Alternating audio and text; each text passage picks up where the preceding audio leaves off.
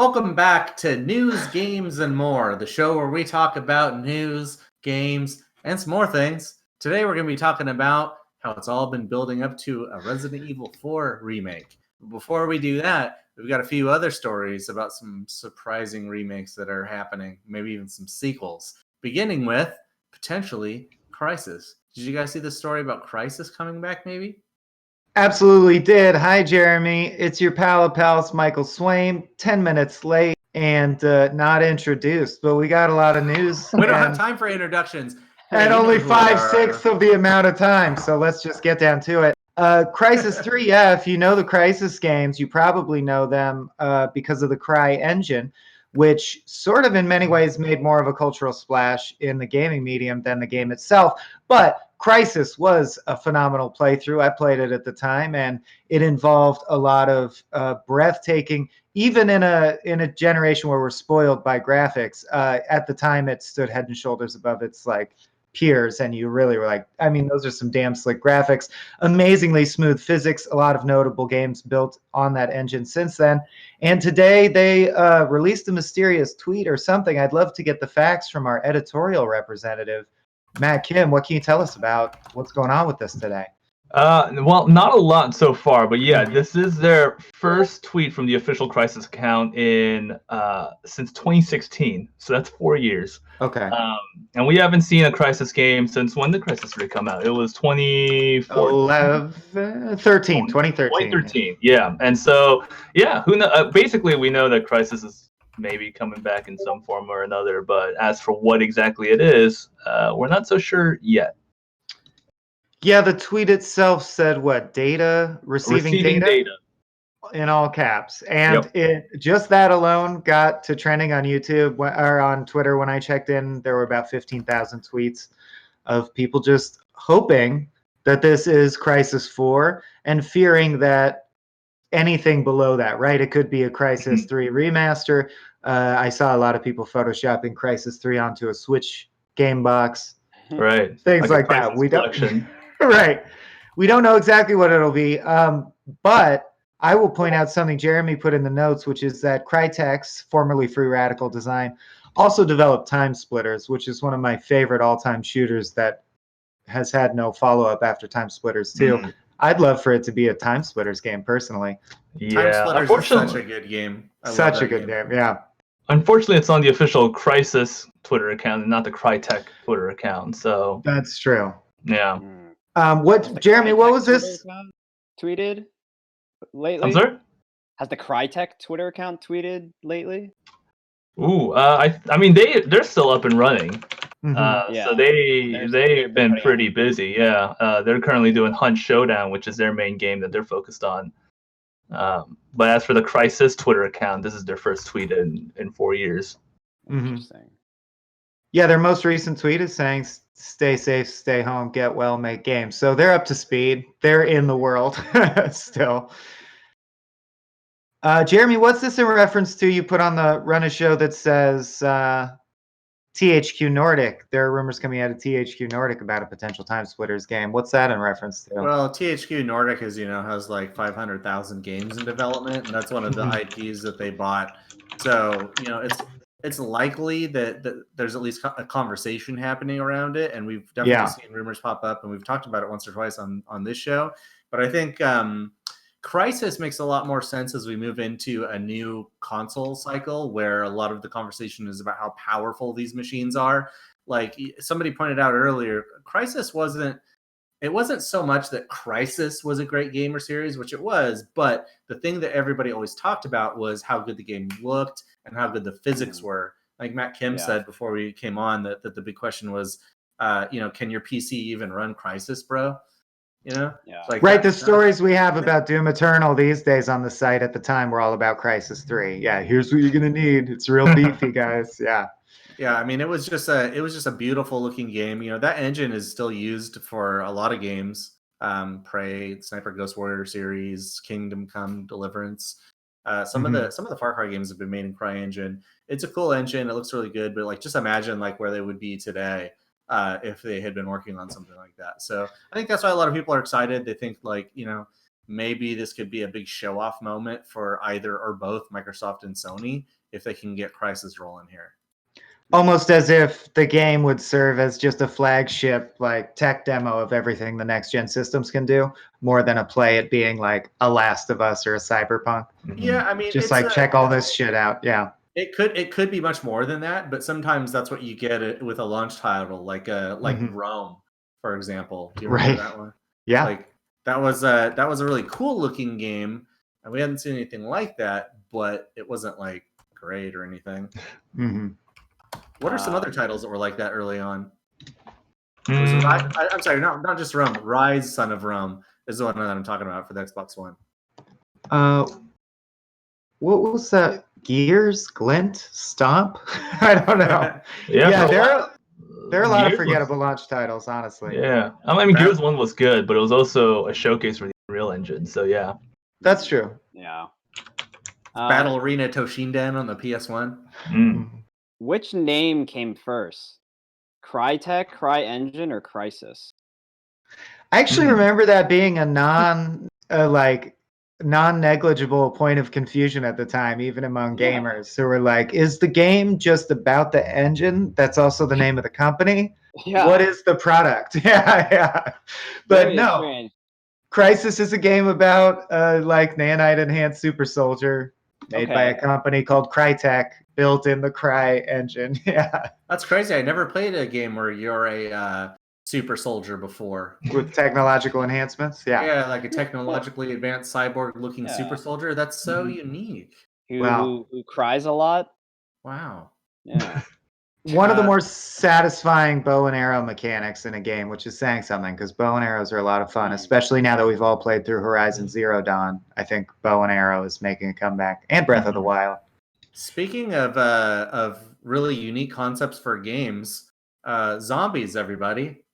What do you think? Are we about to talk about Resident Evil 4? No, we're going to talk about... Not yet, suckers. Dead Island 2 first.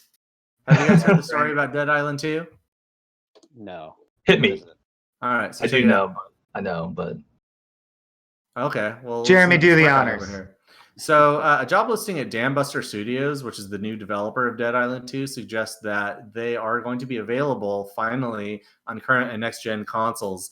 This game has been in development in some form for more than 5 years. I remember we ran a trailer on IGN years ago that has like millions of views. People were really excited about it. People were really big on the first game, but a proper sequel has not shown itself in quite some time. So the listing in question is for the position of art director, and it very, very distinctly says that this is for the next installment of Dead Island. And there's 8 other job listings, I guess, that describe it as a groundbreaking title for current and future platforms, quote, end quote. So it's not like 100% infallible confirmation, and I'm sure Matt Kim can provide some more context to this and like what's been going on with this game and why we haven't seen it in so long. But what happened in the process of Dead Island that it went from being this total like media darling to like vanishing from the face of the earth and now all of a sudden back in the zeitgeist again possible? Well, I mean, that's like a super long story, but I guess the initial thing is that Dead Island 1 sold really well, and it had that amazing trailer. I don't know if you remember that really like heartbreaking cinematic trailer. Literally the only thing I remember about that. Yeah. That's a lot of the discrepancy, is that the trailer made it so much buzz, but it's because it was such a great trailer. It wasn't around the game being phenomenal. In like 2019 terms, you could say the trailer broke the internet. But the funny thing was, and that's why people bought it, but then once they started playing it, they're like, this isn't like the trailer at all. The trailer had like this moody, atmospheric tone, but the game itself was sort of like a not generic, but like a standard zombie game, a zombie survival game. And they announced Dead Island 2 a couple years later with a radically different trailer, one that was more fun, that was more closer to like the tone of the actual games, but it never appeared. And we've reached out to the developers of Dead Island 2 multiple times over 3 years, and they just, they keep silent, and they keep telling us that, there's no comment and that work is progressing, or at least THQ keeps saying that work is progressing. Right. I do remember beating a lot of zombies to death with boat oars. That was Yeah. fun.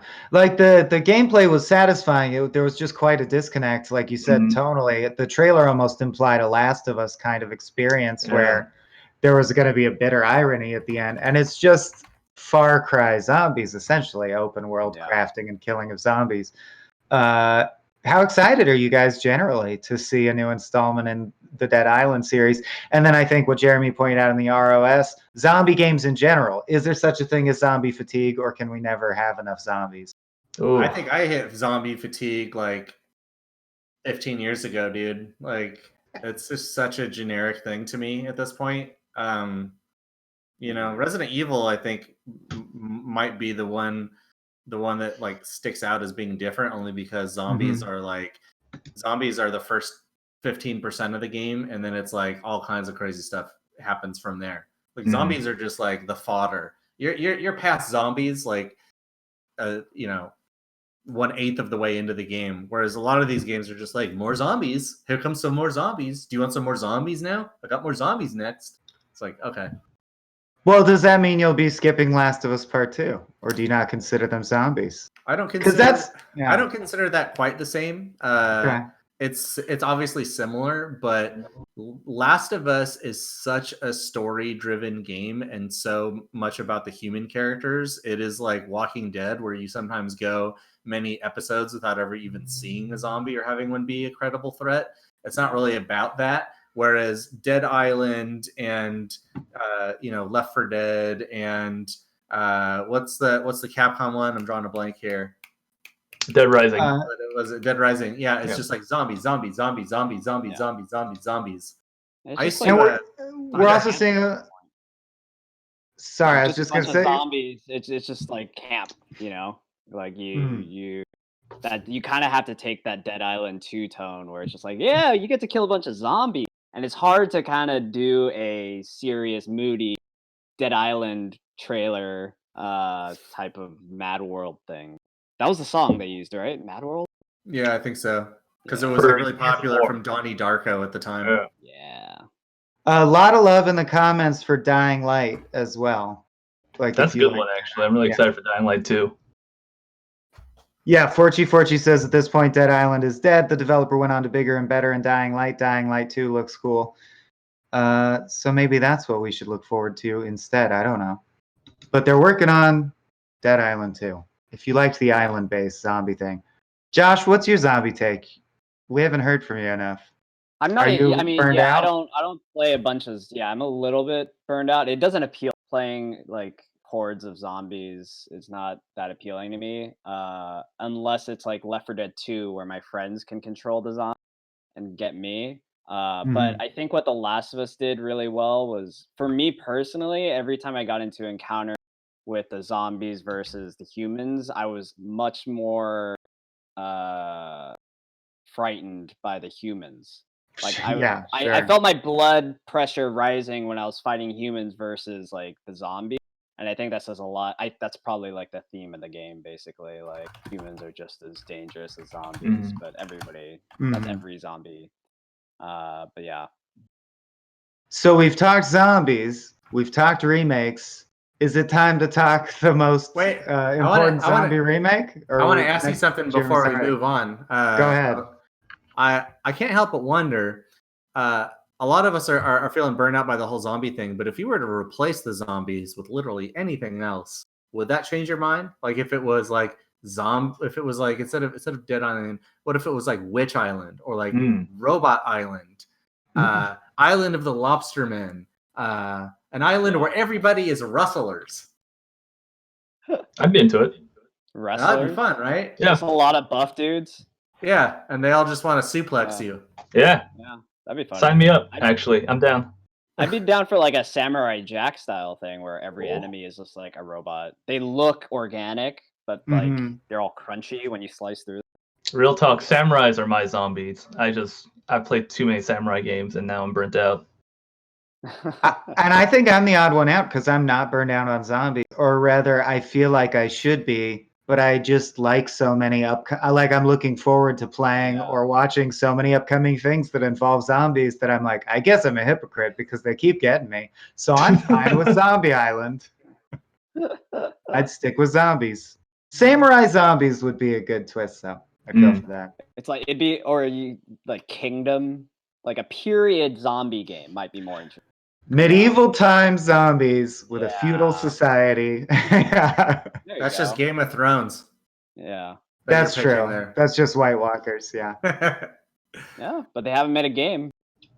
That's true. But they've done everything with zombie stuff. You can just spin a wheel. We've had Nazi zombies, shark zombies. Like, we've gone pretty far with it. I'm done with zombies, baby. Give me witches or lobster. Yeah, we're all done. IGN's official stance, no more zombies. All zombie things will suck. Now let's talk about Resident Evil 4 Remake. Oh, yeah. See, now they're not actually zombies, buddy. Like, if you played Resident Evil 4, spoiler alert, they're just infected with the plagas. Las Plagas. So the Las Plagas are like it's like a parasite, you know? Yeah. Taking advantage of the human host. So it's maybe more in the realm of like Last of Us meets, I don't know, Venom. Like a gross worm. Yeah. Well, but obviously as the cadence of smash hit Resident Evil remakes has come out, a lot of people have been wondering, because a lot of the remakes incorporate the mechanics that became famous in RE4. When it comes time, are they going to do RE4? What will they change? And indeed, this is not confirmed, but rumors are that they're very much at work on an RE4 remake. Matt, do we know anything substantive about this at this time?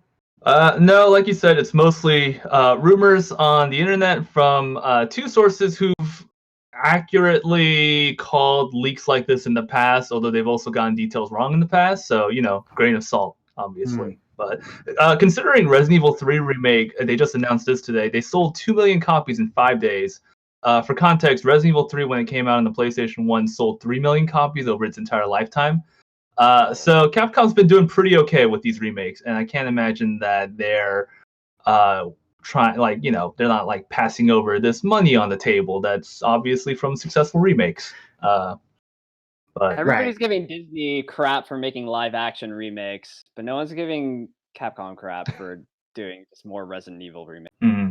Everybody's like, more. There's a fair amount of crap being given in our own comments, and I would say less crap than, where is she? Daryl Dixon says the RE remakes are half-assed. I don't know if I agree with that necessarily, but generally we're seeing a lot of love from Daryl and others for Dino Crisis, which I know we're actually producing a conversation about what we'd like to see Capcom remake, and I think we're not alone. There's a lot of people who look at the Capcom catalog. I haven't seen that near as much as the people that are sort of asking, like, why Resident Evil 4? Like, that game is fine and it's aged really well. Why aren't you doing Code Veronica? Because if you're going sequentially, that's just like a weird leap there, if this is true. Yeah, Ryan Campbell says, where's Code Veronica? And I've seen that echoed many, many times by people who love that installment. And they're like, hey, if we're going in order, let's do this right. So I think there is the perception or like grudging awareness that in some ways it's just a smart business decision. But I don't know about you guys. I played through 2 Remake and 3 Remake, and I had a heck of a time. I play 4 through until my GameCube crapped out. Like, I played it through regularly every couple years, so I'll definitely play through it again. It's already seen like a next gen remake kind of between like the GameCube era and like the Wii PS2 ports that improved upon almost everything you could improve upon. I've heard some people say that not being able to move and shoot really bothers them. Have you heard this? Right. Yeah. Do you move around while you're shooting much in Resident Evil 2? I kind of like stand my ground and like line up my shots and don't make sure I don't miss. I'm not like running around like firing my gun like it's Call of Duty or something in a Resident Evil game, so I'm not really sure where that's coming from. It's like personal preference. Yeah, I don't GoldenEye in Resident Evil. You like stand and deliver and then take cover and stand and deliver, basically. Stand and deliver. Is this coming from the same person or the same people that the Resident Evil 8 rumor came from, or is this a wholly separate thing? One of them, yeah. So there are two rumor sources, and one of them who's only really active on social media. They're the ones who also shared the details about Resident Evil 8, which is that it's rumored to be still in first person and a sequel to Resident Evil 7. So it'll have the same main characters, but it'll be a little more supernatural based. So there's gonna be like werewolves and stuff. A little more supernatural than the dead returning to life, but yeah. Yeah, you know. Look, You can that's see science, he's okay? fighting- Werewolves are magic. He's fighting like a cave troll in this video that's playing right now where we're talking. Like, that's a fantasy creature. It's not that weird. Cave troll Resident Evil was 4 made possible by science. But Resident Evil 4 is a way weird, man. Like, it that goes boss into battle crazy was fantasy crap like awesome. halfway through the game, just like all Resident Evil games later on tend to do. But this guy, the Demicon, says Code Veronica, although one of my favorites, has somewhat become the black sheep of the franchise somehow. And I assume it has something to do with originally being on the Dreamcast and having sales. Do you think that it's the sales of Code Veronica that is making Capcom go like, you know what, I want to save a lot of money on marketing, and so I'm just going to put one out that everybody knows. I don't want to try to explain to everybody what Code Veronica is. Do you think that's what's going on with them?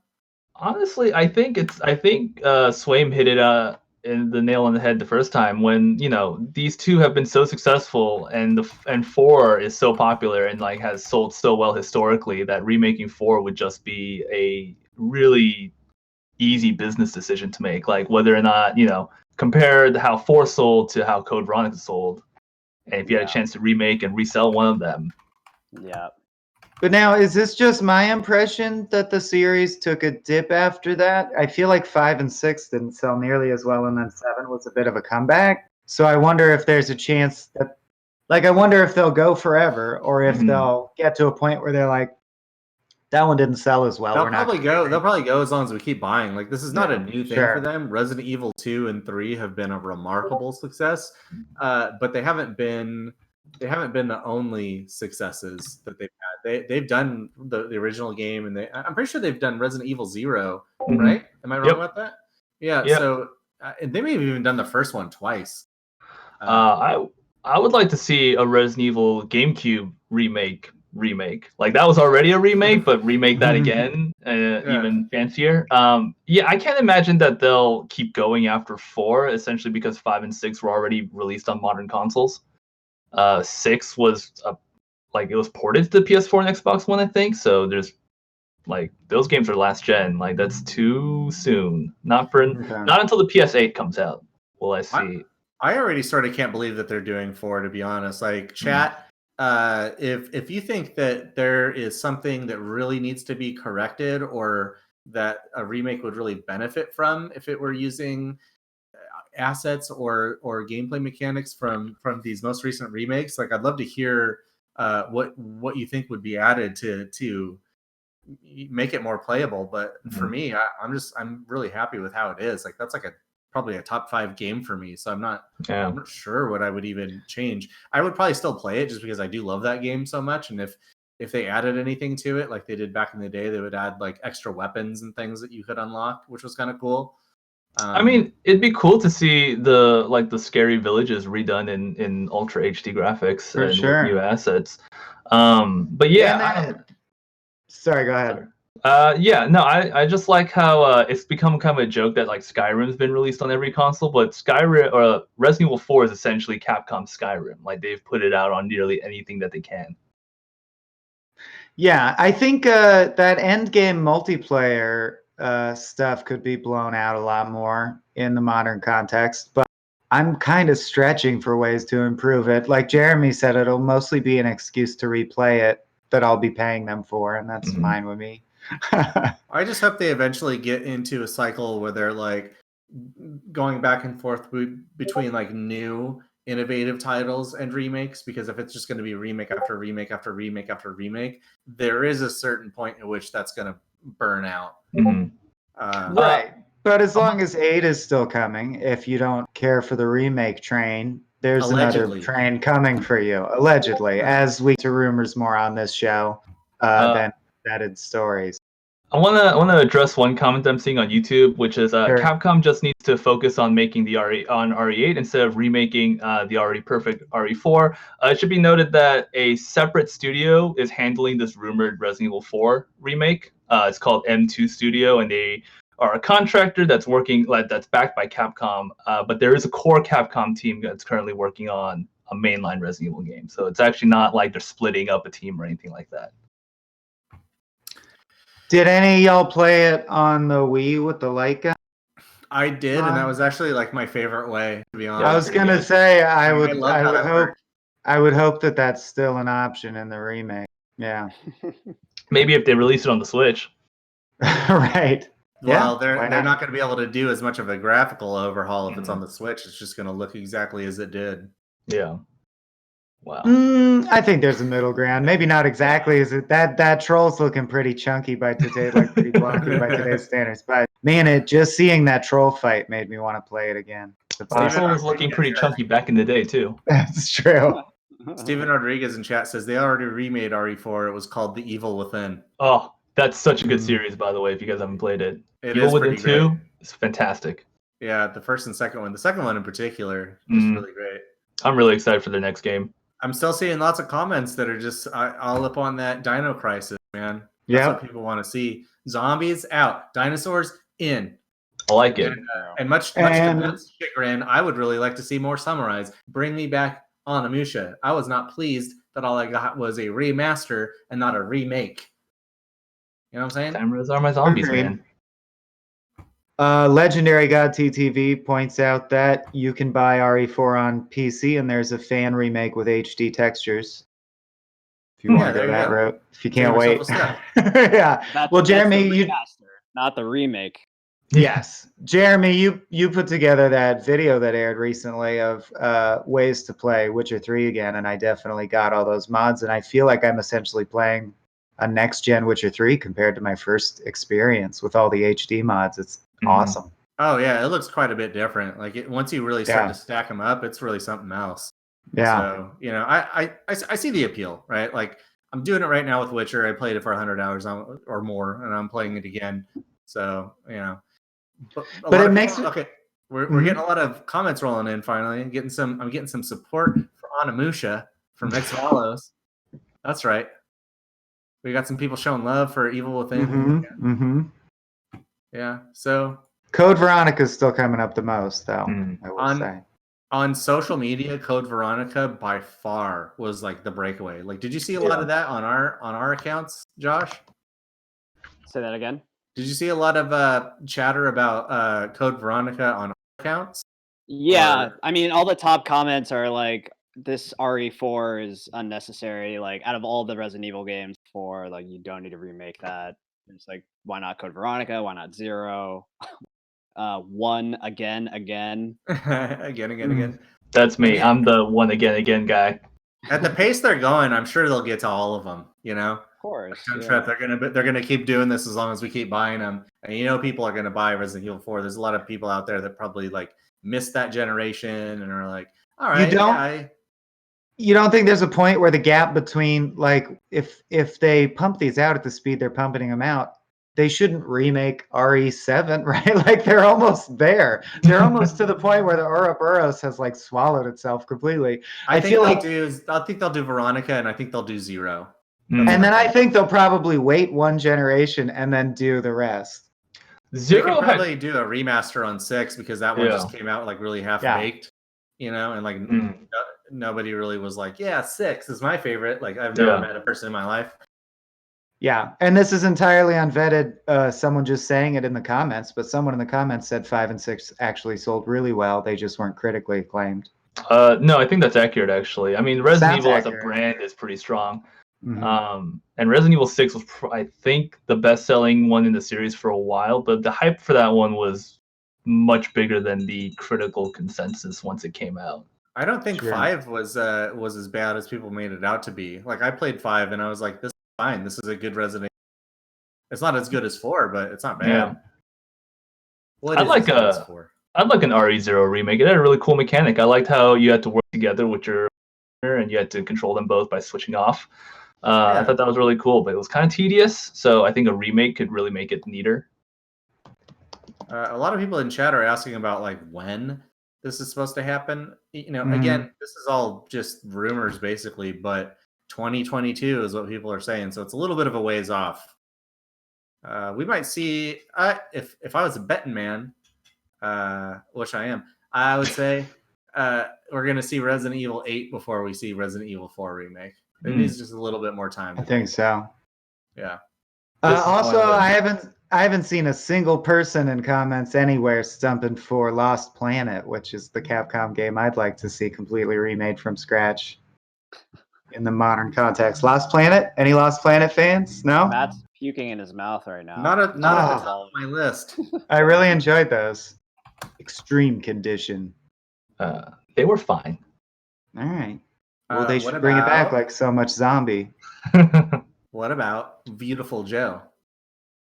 That's a good one. That's another one where because it's an animated style, and I feel this way about Rayman Legends and Origins, it kind of in a way already looks like exactly like it's intended to look.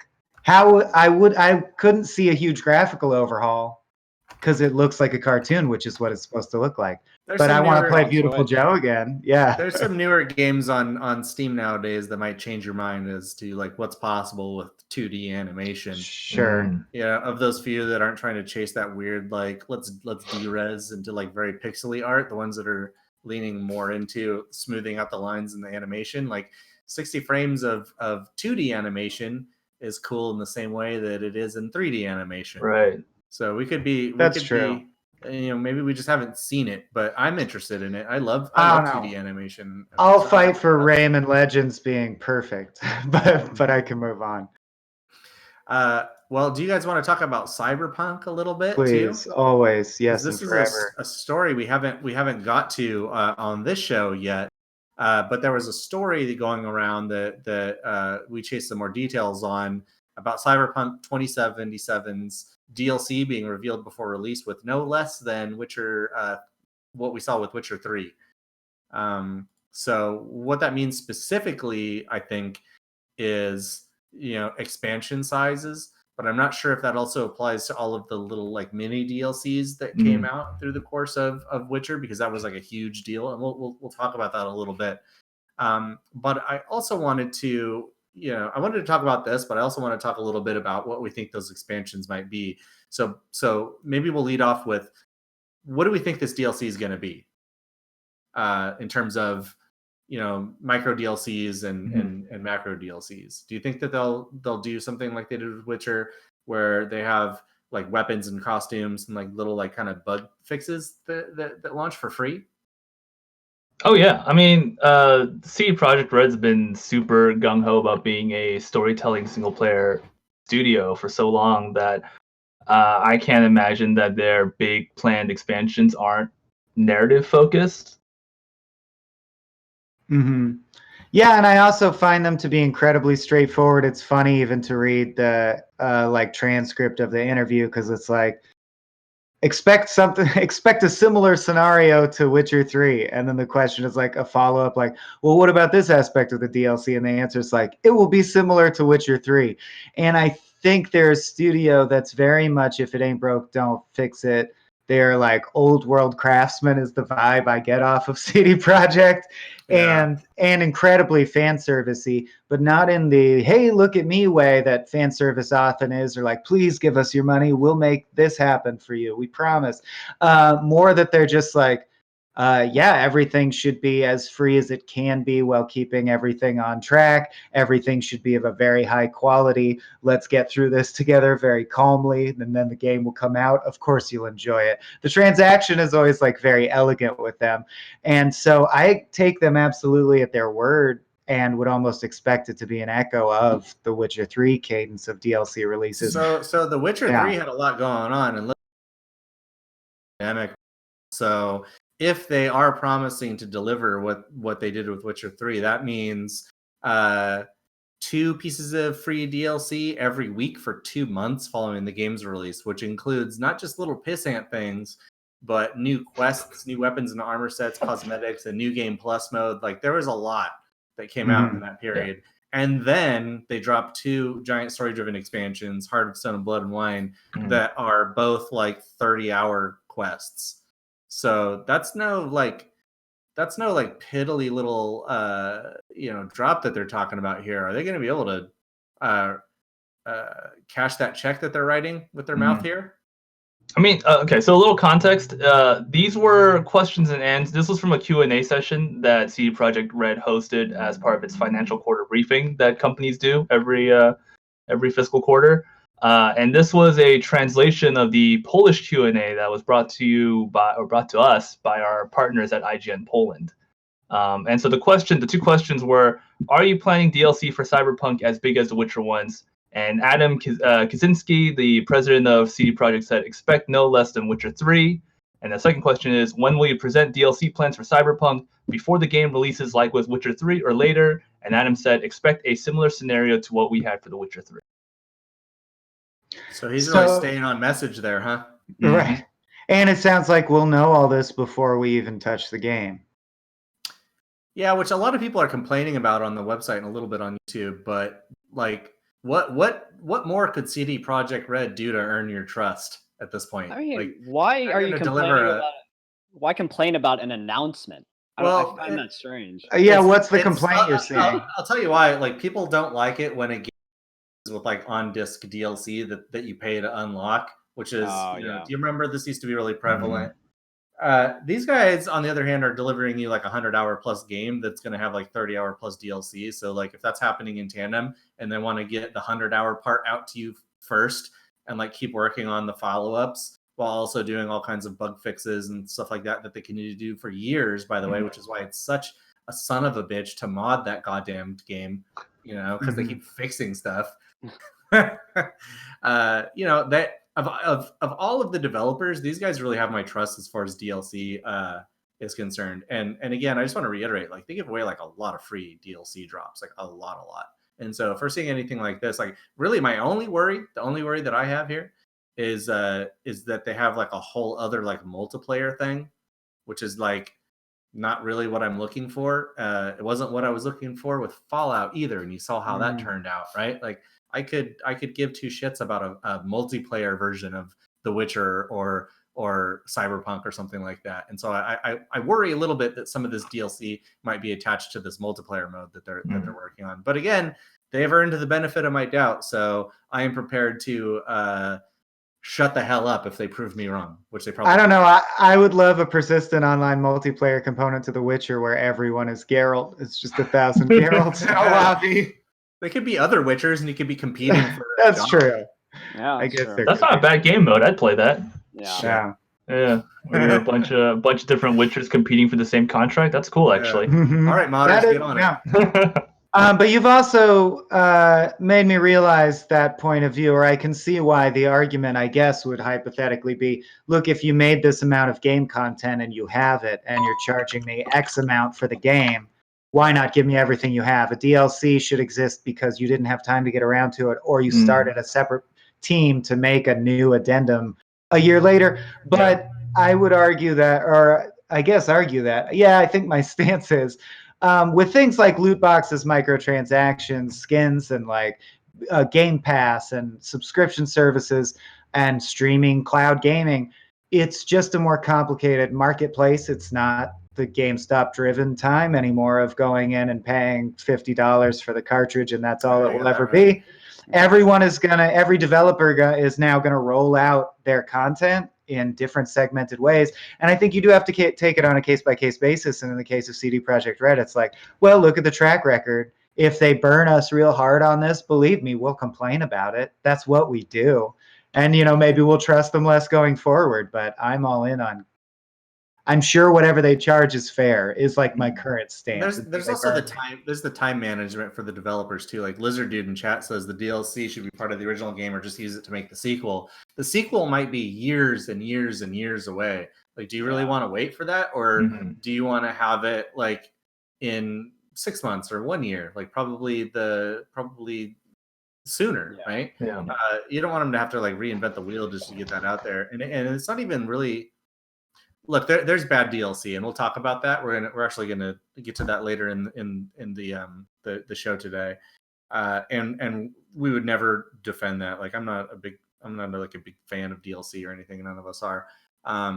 But in the case of like a sprawling RPG like this, it's kind of like that's how it works. There are actually 3 expansions to the original tabletop game for Cyberpunk, which I think might even be worth exploring as possibilities for what we might see in the DLC that comes to this game. So they basically have like DLC in like role-playing games like Dungeons and Dragons and like Cyberpunk, the tabletop game upon which this is built. And expansions are the way that you just like add characters and classes and like different kind of things to like make your game more enjoyable to keep playing forever and ever, which is how they make money and how we have fun with these games that we love. Do you guys want to talk about some of the expansion packs that this might be?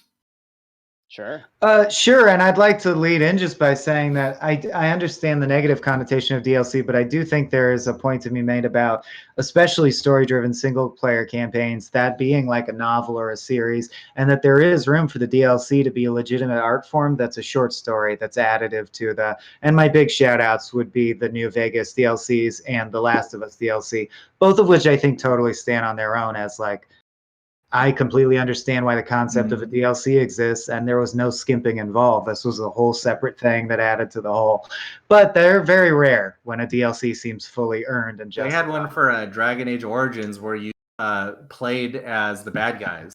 You like see, that's places. Awesome, and it was way cool. And a lot of people in comments are arguing that those should properly be called expansions instead of DLCs. I see people using them interchangeably, but I understand the difference that you're making. That's semantics. There. I understand, but it's the same thing, kind of. But so, Jeremy, I feel like you did the research. Do you want to take us through the 3 Cyberpunk tabletop expansions that exist already, as maybe this will be the shape of the DLCs? Sure. Yeah, I can just read them out to you guys. And go for it. About how likely they are. The first one is called Cyber Generation. It was published in 1993. It's sort of like an alternate world, and there's a nanotech virus epidemic that's giving people powers. It's it works off the same rule book, but it eventually became its own game. What that sounds like is it sounds a little bit too close to Deus Ex. Or X-Men, like they're trying to dip into the mutant superpowers trope. Yeah. So I don't see that one as being like that likely, unless we go into some kind of like techno-magical Shadowrun type crap in this game. But I don't see any indication that that's going to be the case. So the next one is like Cyberpunk 2030X, which was set in the 2030s following the Fourth Corporate War. And it's about alt cults, which is a society of like full body cyborgs that basically switch their brains around, and they're called edge runners. That sounds a little bit too much like what's that Netflix show? Altered Carbon. Yeah. Right? So I say no to that one. Unlikely as well. But also, edge runners is a pretty dated sounding term at this point. Yeah, right. Cyberpunk Red is a recent release that functions as a prequel for the video game. So I could see there being like a prequel DLC that comes out and gives you a little bit of context to what happened before. And if you think about that as like a 30-hour adventure, like maybe it's kind of like Yakuza 0, right? Which goes back and gives you like origin stories for like a couple of the main protagonists. What do you think? What do you think? I think I like that 2 out of 3 don't seem likely because I like giving CD Projekt a lot of room to come up with their ideas to contribute, although they do seem so far most comfortable adapting things that already exist. But I just think it's really interesting that I don't hear it brought out a lot as a touchstone, but it seems to be shaping up more as a GTA type game to me, because unlike Witcher, there will presumably be vehicle travel, and all these games, like the tabletop game as well, are about like going to the mission board and getting missions and trying to build up your pile of credits and become like a force in the sort of like cutthroat crime world. So I think it's interesting that people want to compare it to The Witcher when a lot of my expectations are geared around, it feels like their swipe at a GTA 5 type world. So I expect that DLCs will include new factions, which they seem to really be leaning into. Like the alt cults thing I could totally see. Like if a DLC added a new gang moved into town. Fuck them up. That seems like the most viable thing that I could see move over. I mean, it would be cool if body swapping was a mechanic. Yeah. You guys remember Omicron? Antagonists? The Nomad Soul? You know, I never played that, but I remember the game, yeah. You guys remember Mario Odyssey? He had that hat. Yeah. It's called edge running, Swain. Mario was edge running. I am an edgelord. Bow before me. There's one other thing I wanted to talk about briefly for Cyberpunk. A lot of people in the comments are always like, "Oh, this game is like too hyped. There's too much hype for too long." You know, they're like a little bit like weirded out by it. Fair. Do you think that Cyberpunk has earned it in the way that The Witcher has? Like, in some ways, I feel like my excitement for this game is based on my love of The Witcher. But I played the second and third Witcher game to hell and back. I never played the first one, but they had 3 games to figure it out, and this is the first one in the series. Will it have benefited from the same kind of cycle that Witcher did? Is it too hyped? Are we crazy? Are we too pumped? I mean, I talked about this on a different show about how like I'm very cautiously optimistic about this game, but I put more trust in it because it's CDPR, and it's not like I referenced like the Watch Dogs trailer. Like that was super hyped. Everybody was super hyped on it, and then the game came out, and everybody's like, whatever. So everybody lost. But because it's CD Projekt Red and they have this whole Witcher series, like you're like, okay, it seems awesome. It looks really nice.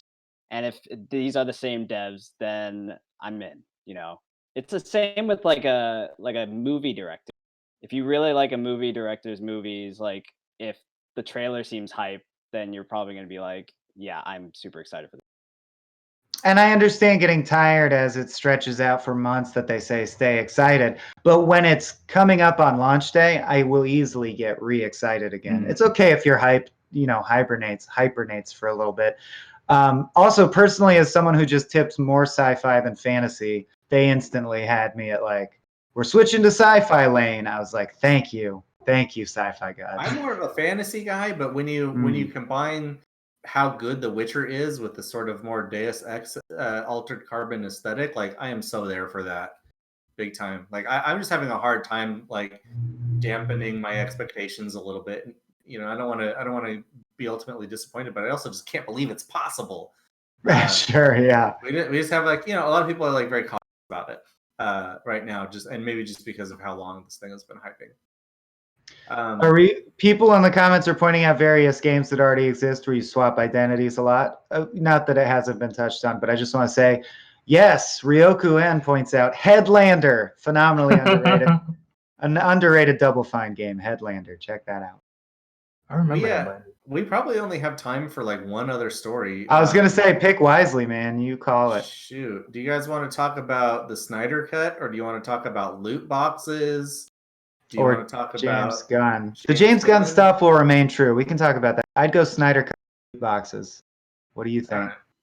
Right. Snyder Cut or loot boxes? Tell us what you think, chat. You have just a few seconds to let us know. What do you want to hear about? I kind of want to talk about the Snyder Cut. Then let's do it. They're not helping. All right, let's go. All right. Snyder Cut. The loot box thing is something we can talk about on another day, because that's true. An interesting topic to get to. But I am just fascinated by this thing for a very particular reason that we'll get to. But this is a story about why Jesse Eisenberg in particular isn't officially part of the Snyder Cut movement, which it's a movement now. We're referring to it as a movement. Okay. Yeah, they got a billboard in Times Square. It's official. Yeah.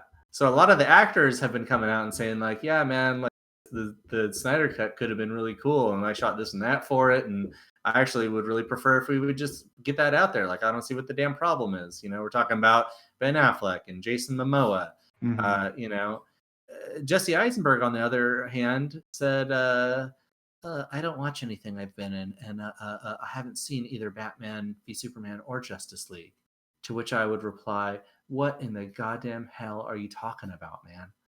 What is up with these actors who don't watch their own movies? How do they even know if they're good actors or not? They just wait for someone to tell them? How do you not watch the goddamn movie that you're in? Right. That's crazy. Yeah, Adam Driver doesn't do it either. Yeah. And he had that meltdown or something on NPR. Yeah. Somebody showed him a clip for like 2 seconds, and he like flipped out. Like, what's wrong with these people? Yeah. Like mentally imbalanced. Jesus Christ. A lot of people. Joaquin Phoenix has claimed not to watch his performances. Christopher Walken says he never watches his performances. It's funny, the different reason, because like in Joaquin's case, the quote is very like, I think it would hurt my future work to see myself as the audience sees me. I only want to know my performance from the inside out. And you're like, okay, you're appealing to, whether it's true or not, I care about the craft. That's why. Right. And Christopher Walken's just a weirdo. He's like, I don't really care for movies. Like, I just don't watch it. I'm just a weird guy. I don't know. I wish I wanted to be a dancer. That's pretty good. Yeah. I know Adam Driver's reason is like I think he picks apart his performance way too much, and he like over obsesses with it. He's like, I should have done this, I should have done that, and he just hates his own performance so much that it becomes agonizing for him. And our producer also said Hugh Jackman doesn't watch his own movies, which is, or at least claim not to. Yeah. Yeah. I don't know how you become the Wolverine and not want to see yourself. Your like claws out. That's insane. I've never met like an actor or like an influencer or somebody who didn't have like at least enough ego to drive themselves to that level of success, you know? And like imagine like being like a top tier, like A-list success and not wanting to watch your stuff and go like, shit, yeah, man. Yes. Yeah. You, man. You know? Well, to me, it's about, like, I would want to see all the hard. Do you guys do that with your YouTube videos? I know you do. It is. Okay. As someone who's made hundreds and hundreds and hundreds of YouTube videos, anywhere up to like 2 years, it's painful to watch myself perform in something. But after it's like 2 or 3 years old, it's delightful to watch and like remember, and like especially in a case where it came out well, and be like, wow, that's actually pretty good. I think it's crazy to me to think that Hugh Jackman would never want to see Logan ever. Really, like you don't want to see how the effects and editing and sound design all came together to make the moment. It's like an insult to all the other people that worked on the film. Like, imagine who spent like 100 hours with this guy like per week, you know, and then they're like, "What'd you think? Like, did you think it looked good?" And he's like, "I didn't watch it." What do you mean you didn't watch it? You know?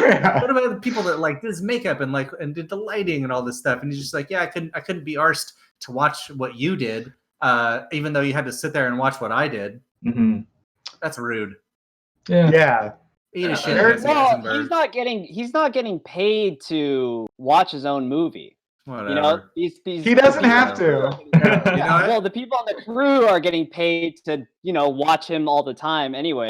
He just has to show up on set and be in front of a camera and read some words. That's it. And if he doesn't want to watch said in the comments, he said, "Call me judgmental, but I never buy this."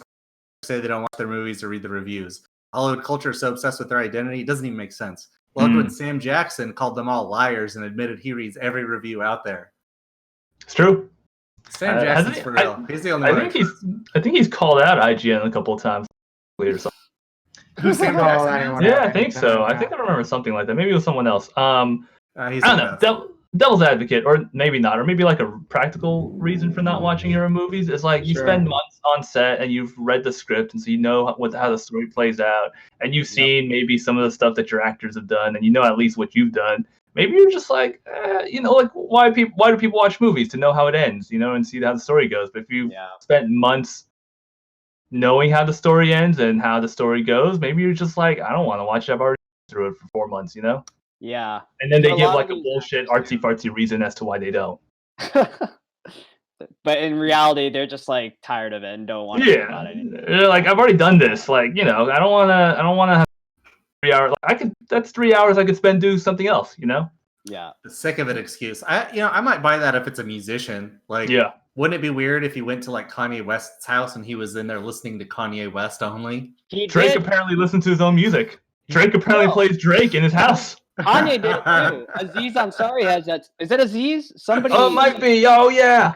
Yeah, Aziz has a stand-up bit where he goes to Kanye's house and Kanye's playing a Kanye beat. Is he for real? He's just like jamming to. Yeah. Wow. All right. I mean, but that's Kanye. That's ego. See, that dude is someone who would watch his own movies and YouTube videos and listen to his own songs like ad nauseum, like forever. Well, I'll tell you what, Jesse Eisenberg wasn't missing anything from his performance. Yeah. I was like, this lucky guy didn't have to watch The Social Network. Bullet dodged. Yeah, it's That's Kanye. Be You careful don't what you like say that to. That's wow. That's Do a you hot not like take. the Social Network? Oh, I'm a big Sorkin hater. We don't have time to get into that. I think Sorkin's a hack. Yeah. Whoa. I'm not pro Sorkin, but I definitely think Social Network's like the best thing he's done, and also that it's Yeah. objectively good. But okay, whatever. All right. We'll yeah. I think Fincher helped, make Yeah. that movie a lot better than it's just a Sorkin movie. No comment. Everybody, it's so weird. Everybody at the time was like, it's either too mean, or it was like, it's too mean. And I think years later, it's like, oh, it wasn't mean enough. Yeah. Mhm. Look, That's I don't know about you guys, but all this talk about the Snyder Cut makes me actually want to watch it. Like at this It point, doesn't exist. You didn't I get don't your care. copy? I got mine in the mail. What? I don't care if I've it been makes watching it nonstop. Man, It's not great. No. Release it. The people need it. Release it, man. I want to see them. I want to see the Martian Manhunter. I want to see. While you're at It's it, not even revealed. None of it was shot. None of those cool things were shot. There's no Snyder Cut. It doesn't then exist. shoot it. Yes, no, Josh, there is a Yeah. Snyder Cut. There's a bunch of CG cats with visible buttholes in it, and the score is that Wu-Tang album that Shkreli has. The Snyder Cut is the butthole cut. Yeah, they're the same. Yeah, That's the conspiracy. that's right. So we'll leave it on that today. We'll leave you with that note. Leave you with that to chew on as we move on with our lives, and we'll be back here tomorrow though, at 4 p.m. on time this time, if we can sort that out. Yeah. We don't have anything. We don't have anything coming up after this today, but we do have a watch party coming up this week and a new episode of Up at Noon. So we'll let you know as those things develop. And thank you so much for watching. I'm your pal Jeremy. See you tomorrow, same time, same place. Well, Bye-bye. I won't Bye. be here tomorrow. Bye. See you Bye. now.